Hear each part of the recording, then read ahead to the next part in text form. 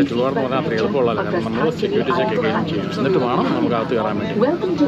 So wait and എന്നാലും കയറി ഉടനെ ഒരല്പം പച്ചവെള്ളം തന്നിട്ടുണ്ട്. 1.5 മണിക്കൂർ യാത്രയുള്ളൂ. നമുക്ക് ഇതിനുള്ളൊന്നും ആവശ്യമില്ല, പക്ഷേ പച്ചവെള്ളം തന്നിട്ട് വെള്ളം കുടിപ്പിക്കുകയാണ്. കൂടുതലായിട്ട് വെള്ളമൊന്നും കുടിപ്പിക്കാതിരുന്നാൽ മതിയായിരുന്നു. അത് മാത്രമേ നമ്മൾ പ്രാർത്ഥനയുള്ളൂ.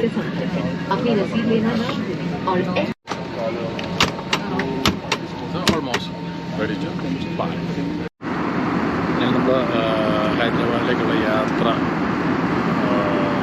നടന്നുകൊണ്ടിരിക്കുകയാണ്. അധികം താമസിക്കാതെ നമുക്ക് അവിടെ എത്തുമെന്ന് പ്രതീക്ഷിക്കുക. എന്നാലും ഫ്ലൈറ്റിൽ നിന്നുള്ള ഈ എയർ സർക്കുലേഷൻ്റെ ആ ഒരു സൗണ്ട് കാരണം നമുക്ക് സൗണ്ട് എത്രത്തോളം ക്ലിയർ ആവുമെന്ന് അറിയില്ല. എനിവേ എല്ലാവരും കോമായിട്ടായിട്ടിരിക്കുകയാണ്.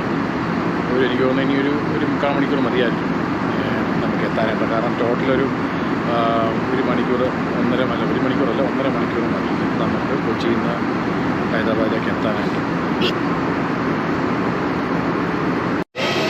അപ്പോൾ നമ്മൾ ഹൈദരാബാദ് എത്തിയിട്ടുണ്ട്. പക്ഷേ എൻ്റെ പറഞ്ഞ വെച്ചാൽ ആദ്യം ലാൻഡ് ചെയ്യാൻ ഇരുന്ന ടൈം തൊട്ട് 20 മിനിറ്റ് പിന്നെ കൂട്ടിയിട്ടാണ് ലാൻഡ് ചെയ്തത്. കാരണം ഇവിടെ എന്തോ കൺജക്ഷൻ കാര്യങ്ങൾ ലാൻഡിങ് ചെയ്യാതെ മറ്റുള്ള ഫ്ലൈറ്റ് പോലെ ലാൻഡ് ചെയ്യുന്നുണ്ടാവും. എന്നാലും അതിനുശേഷം 20 മിനിറ്റോട് കഴിഞ്ഞ ശേഷമാണ് നമ്മൾ ലാൻഡ് ചെയ്ത്. കുഴപ്പമില്ലെന്ന് വെച്ചാൽ നമുക്ക് അടുത്ത ഫ്ലൈറ്റ് ബോർഡിംഗ് ടൈം തുടങ്ങാനായിട്ട് നമുക്ക് ഏകദേശം ഒരു 3/4 മണിക്കൂർ കഷ്ടിയുള്ളൂ. 3/4 മണിക്കൂർ ഇല്ല. അപ്പോൾ ഇപ്പം ബസ് കയറിയിട്ട് നമുക്ക് അതിലോട്ട് പോകാൻ എന്താണെങ്കിൽ ഇതുപോലെ നമുക്ക് നോക്കാൻ എന്താണ് സംഭവം നടക്കാൻ പോകുന്നത്. ഇങ്ങനെയുള്ള സംഭവത്തിലാണ് ശരിക്കും നമ്മൾ ടെൻഷൻ അടിക്കുന്നത്. കാരണം നമുക്ക് അവിടെ നിന്ന് എന്തെങ്കിലും ഒരു മിസ്സിങ് വന്നു കഴിഞ്ഞാൽ തീർന്നു സംഭവം.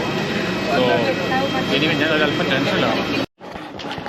അപ്പോൾ നമ്മൾ കറക്റ്റ് ഇവിടെ എത്തിയിട്ടുണ്ട്. ഇനി നേരെ ഡൽഹിക്ക് നോക്കാം. അപ്പോൾ ഇവിടുന്ന് നമ്മളെ ട്രാൻസ്ഫർ ചെയ്ത് വിട്ടേക്കുന്നത്. എന്നോട് പറഞ്ഞേക്കത്താ ഈ വഴി പോയാൽ മതി നമുക്ക് അറിഞ്ഞിരിക്കണം. ഇനി ജസ്റ്റ് 45 മിനിറ്റ് പോലും ഇല്ല ബോർഡിങ് സ്റ്റാർട്ട് ചെയ്യാൻ വേണ്ടി. അവിടെ ഡൊമസ്റ്റിക് ട്രാൻസ്ഫർ എന്ന് എഴുതിയിട്ടുണ്ട്. എനിവേ നമുക്ക് നോക്കാനുണ്ട് ഫ്ലൈറ്റും റെഡി ആക്കിയിട്ടുണ്ട്. അവിടെ ഫ്ലൈറ്റ് 20 മിനിറ്റ് ലാൻഡ് ചെയ്യാനായിട്ട് താമസിച്ച് അതിൻ്റെ പോകാൻ നമ്മളിവിടെയാണ് അനുഭവിക്കുന്നത്. എനിവേ എന്നാൽ നമ്മുടെ ദൈവാദിനം കൊണ്ട് പെട്ടെന്ന് തന്നെ സെക്യൂരിറ്റി ചെക്കിങ് കഴിഞ്ഞിട്ടുണ്ട്. ഇനി നമ്മൾ ഗേറ്റ് നമ്പർ 10 എന്നാണ് പറഞ്ഞിരിക്കുന്നത്. നമുക്ക് അവിടെ ചെന്ന് കഴിഞ്ഞാൽ മാത്രമേ ആശ്വാസമുള്ളൂ.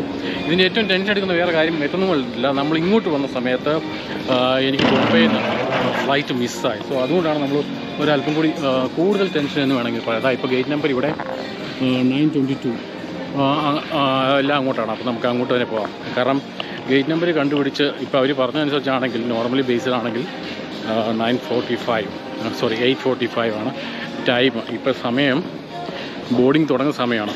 ഇപ്പം 8:35 ആണ്. സോ